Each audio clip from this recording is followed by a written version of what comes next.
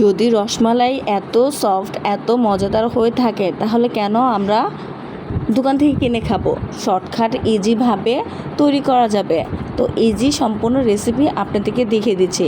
এটা হচ্ছে সম্পূর্ণ তৈরি করা, মানে গরম অবস্থায় আপনাদেরকে দেখাচ্ছি কতটা সফট হয়েছে আর কতটা মজাদার হয়েছে। দেখেন আমি হাতে ইশারা দেখিয়ে দিচ্ছি।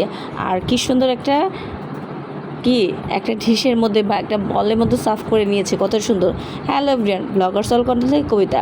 আপনারা 10 টাকা দামের প্যাকেট দিয়েও কিন্তু অনেকগুলো রসমালাই তৈরি করতে পারেন। আমার কাছে ছিল ঘরে গুঁড়া দুধের মধ্যে সবার বাসায় কিন্তু থাকে। এখানে 2 টেবিল চামচ ভরে ভরে গুঁড়া দুধগুলো নিয়ে নিয়েছি সুন্দর করে। আর এখানে হচ্ছে বেকিং পাউডারটা হচ্ছে 1 টেবিল চামচ দিয়ে আর অল্প একটু সামান্য পরিমাণ দিবেন। আর এখানে হচ্ছে 2 টেবিল চামচ ঘি দিয়ে দিবেন। ঘিটা অবশ্যই মাস্ট দিতে হবে, তেল দিলে কিন্তু হবে না, ঘিটা অবশ্যই দেওয়ার চেষ্টা করবেন। তারপর শুকনো উপকরণগুলো একসাথে মিক্সড করে নেবেন ভালোভাবে। কি শুকনো উপকরণগুলো মিক্সড করলে ভালো। আর এখানে 2টা ডিম ফেটে নিয়েছে, আপনাদের হয়তো কম বেশি লাগতে পারে। তো আমার ইন টোটাল, যেহেতু আমি দুধের পরিমাণটা বেশি নিয়েছি, ইন টোটাল আমার 3টা লেগেছিল, আপনাদের হয়তো বা কম বেশি লাগতে পারে। তো দুধটা কিন্তু একবারে ঢেলে দিতে যাবেন না, অল্প অল্প ঢালবেন আর অল্প অল্প মিক্সড করে নেবেন। বেশি ঢাললে হয়তো বা তখন জিনিসটা নাও ভালো লাগতে পারে। তো এরকম আমি সফট একটা ডো দরকার ছিল, তো ডোটা রেখে দিলাম কিছুক্ষণ রেস্টে রাখার জন্য। দেখেন এই ফাঁকে আমি হাতটা ধুয়ে তারপর আমি দুধের ইটা বানাতে চলে আসলাম। দেখেন 1 কেজি দুধ দিয়ে দিয়েছি আমি এখানে। 1 কেজি দুধের মধ্যে কিছুটা এলাচটা দিয়েছি। আমার ক্যামেরাটা অন্যভাবে ধরা ছিল, এর জন্য বোঝা যাচ্ছে না। আর মিষ্টিটা আপনাদের ব্যালেন্স অনুযায়ী দিবেন। এলাচটা গিয়ে একটু সুন্দর একটা ঘ্রাণের জন্য, এর জন্য। আর মিষ্টিটা আপনাদের পছন্দ অনুযায়ী দিবেন। সুন্দর মতো কিন্তু বলক দিয়ে উঠে গিয়েছে। তো এই যে চলে আসলাম হাত ধুয়ে, এখন এইগুলো কিন্তু অনেকটা ড্রাই হয়ে গেছে, ওতে কোনো সমস্যা নেই। একবারে যদি আপনাদের মনে হয় যে না একদম শক্ত হয়ে গেছে, তখন কি করবেন জানেন? তখন একটু পরিমাণে লিকুইড দুধটা গুলিয়ে তারপর দিবেন। তো আমারটা একদম পারফেক্ট ছিল, আমার কোনো কিছু প্রয়োজন ছিল না। এখন হাতের তালুর মধ্যে কী করবেন, সবসময় গিয়ে একটুখানি ঘি হোক, ওইটাকে ঘিটাতেই সুন্দর করে মেখে নেবেন, যাতে হাতে তালুতে না লেগে যায়।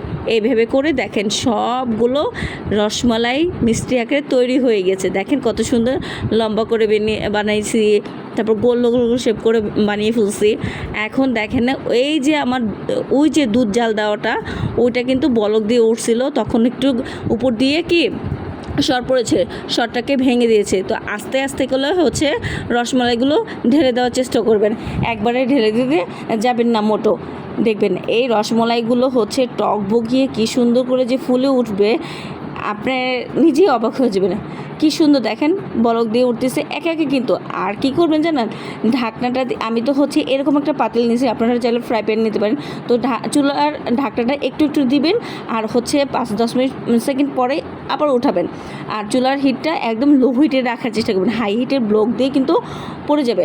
তো কত সুন্দরভাবে বড় হয়ে গেছে, দেখেন কত সুন্দরভাবে টকবগিয়ে কত বড় বড় রসগোল্লা হয়ে গিয়েছে। একদম কিন্তু অসাধারণ, একদম মানে দোকানের থেকে আমার বাসার রসমালাইটা একদম পারফেক্ট, একদম মজাদার হয়েছে। বাসায় গেস্ট ছিল, তারাও কিন্তু খেয়ে খুবই প্রশংসা করেছে।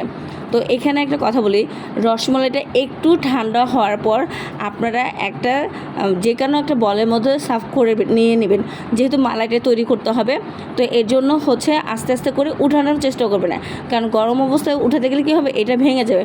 তো ওই যে পাতিলের মধ্যে যেই দুধটা ছিল, ওই দুধটার মধ্যে 1 টেবিল চামচ গুঁড়ো দুধটা দিয়ে ভালোভাবে ডালতে থাকবেন, যে পর্যন্ত ঘনত্ব না হয়, এখান থেকে কিন্তু সরে যাবেন না। আর চুলা হিটটা লো হিটে দিয়ে অবশ্যই কিন্তু এই কাজটা করবেন, নিচে দিয়ে দিতে না লেগে যায়, এটা খেয়াল রাখতে হবে। তো আমার এই ভিডিওগুলো যদি ভালো লেগে থাকে, অবশ্যই ইউটিউব চ্যানেলটা আপনারা সাবস্ক্রাইব করে দেবেন, আর পাশে থাকা বেল বাটনটা প্রেস করে দেবেন। যখনই আমি কোনো কিছু ভিডিও আপলোড করব, আমাদের সামনে নোটিফিকেশন চলে যাবে। সাবস্ক্রাইব করে দিন আমার ইউটিউব চ্যানেলটাকে।